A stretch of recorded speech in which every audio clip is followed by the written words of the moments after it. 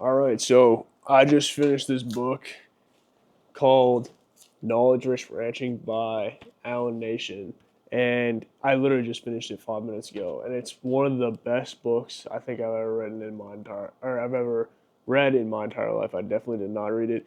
It took me a long time to read it. It's 300 pages, and I wrote in on every page basically.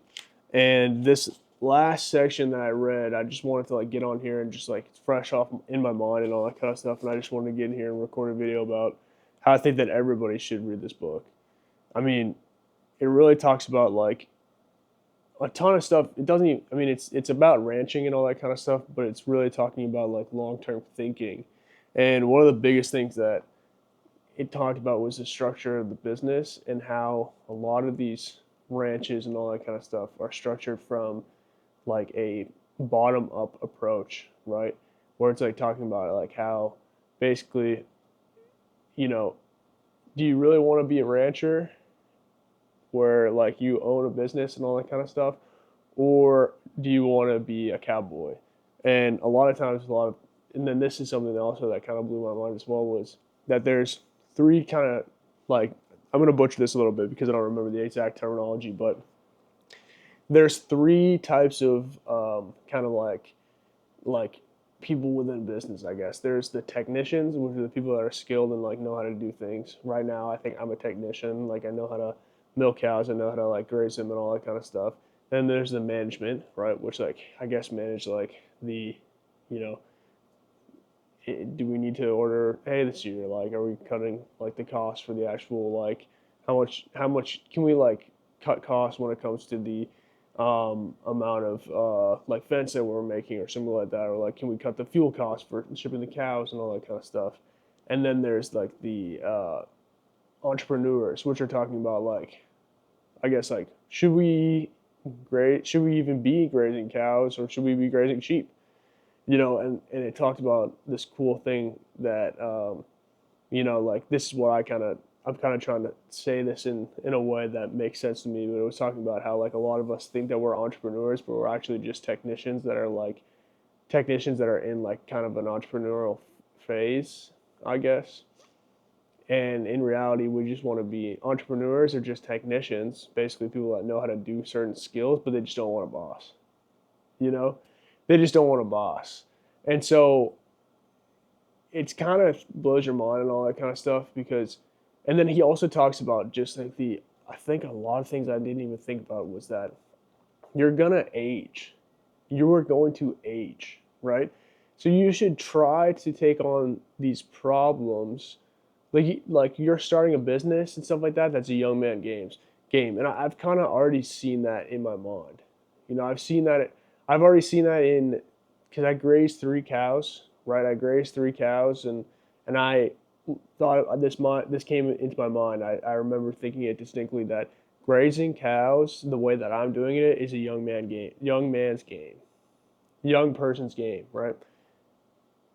At 50 years old, I'm not going to be wanting to make fence. I'm not going to be wanting to make fence, drag around water troughs, do all that kind of stuff. I'm just not going to have the same amount of just you know like testosterone or what. He talks about just in reality when you get to 50 years old. I know there's a lot of people that are taking TRT and all that kind of stuff. Your testosterone is not going to be like what it's like at 26, and that's basically you're going to have less drive and motivation to do the same thing that when you were younger. That's kind of just what's going to happen. It might be different with all the supplements and all that kind of stuff, but I think that it really just shows that you got to plan. If you really want to be successful, I guess you have to have a long-term vision, I guess. And I think that one of the best quotes that I ever heard was, I'm trying to figure out how to do less. I thought that was a great quote because I think that all these farmers and all that kind of stuff, it's just this book blew my mind. It's just these farmers are technicians. They want to milk the cows. They want to milk the cows. They want to make the hay. They want to drive the tractor. They want to, muck out the barn and all that kind of stuff, which that's fine to do and all that kind of stuff. But you can't, if you want to run the business, you can't always be on the tractor. That's something too. That's the biggest thing. You have to make it so your business can be run by 17-year-olds, right? And then it described, I'm like going off just because I'm just like kind of regurgitating what I've learned from this book, but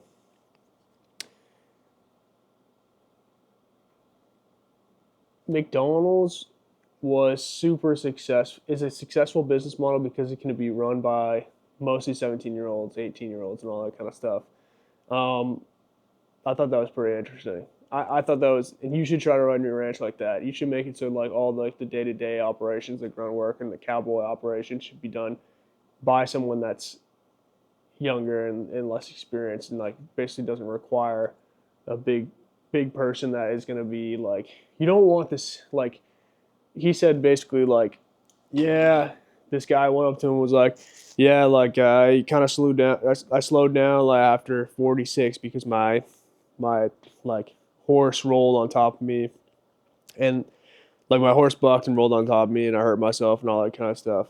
And the first thing that he thought Allan Nation was like, why is the COO of the company, Chief Operating Officer, right, the one that's making the long term strategic plans, why is that person doing cowboy activities? You know, why is that person doing $20 per hour work when they really should be focusing on the $100 to $500 per hour work, which is the long term forecasting of different things? And another thing too, I'm just rambling, was that basically like these entrepreneurs like, or like something that you have to understand, right, is that on average it takes 12 years to become a master of your craft, right? So you need to think about that and be like, okay, like if I'm going to start a business, right? If I'm going to start a business, I have to be in there for 12 years. You know, like I think that's for ranching, I guess, or like for like the dairy business or whatever and all that kind of stuff. Like I think that a lot of people are like, oh, I need, you know, I can, well, specifically because I did this program, this DGA program called the Dairy Grazing Apprenticeship, or now it's called the Dairy Grazing Alliance or something like that.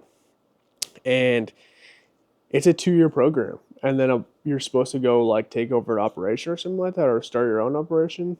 I'm like, I don't know if that's really necessarily true unless you've been in this operation since you were, 15 and you and or 16 or whatever, and you start doing that, and then you just kind of use this to be like a capstone to your project, I guess.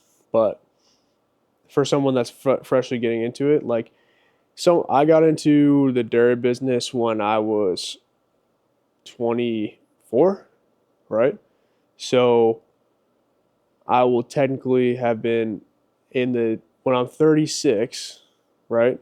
Yeah, when I'm 36, I'll basically have been, when I'm 36, I'll be like a master, I guess, at the dairy business if I keep with it. So that's pretty sick. I'll be 36 if I take good care of myself and all that kind of stuff, and I structure my business where I become a master at 36, right?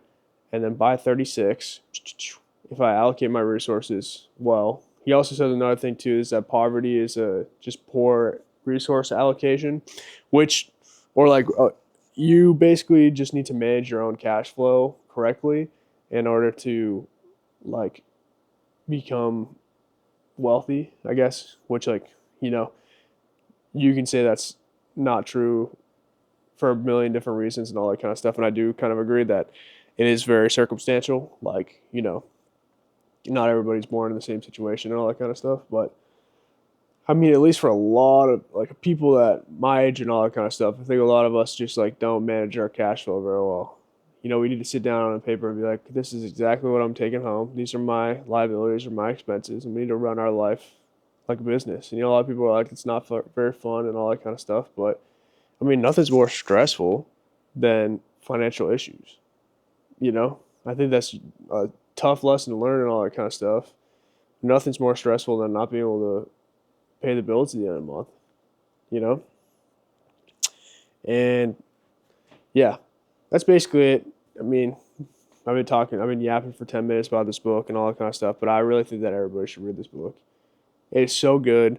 And even if you're not a rancher, even if you aren't involved with cows and all that kind of stuff, it really takes long-term decision making and stuff like that in any business really to be successful. I also thought too this was really interesting, but the goal of the goal of like managing cows or like managing land is to have control of the land, not the ownership of the land. Ownership of the land. Also, in order to have a successful cattle business, you have to have the cattle enterprise and the land enterprise, and they need to be two separate things. And basically, the cattle enterprise needs to pay the land enterprise, right, the going rate for renting that land. I wonder if that how that works on a paper. Is it two separate like one? They're both separate LLCs, and one's like paying for the other. I don't know, but I thought that was pretty interesting. But yeah, he didn't really talk about like genetics of the cows or anything like that. He was talking about more of like the like overarching themes and all that kind of stuff, which I thought was pretty cool. And that kind of is like there's multiple different ways to build a house, you know. But like you gotta, some are better than the others. Some people like certain ones and all that kind of stuff. But like, there's definitely fundamentals. There's the foundation. There's like the studs. There's the roof. There's the heating. There's the plumbing. All that kind of stuff. And eventually, it all comes together in its house. And yeah. Anyway, Happy New Year to all you guys. And definitely check out this book. It's called Knowledge Rich Ranching by Allan. Unreal book. Absolutely unreal book.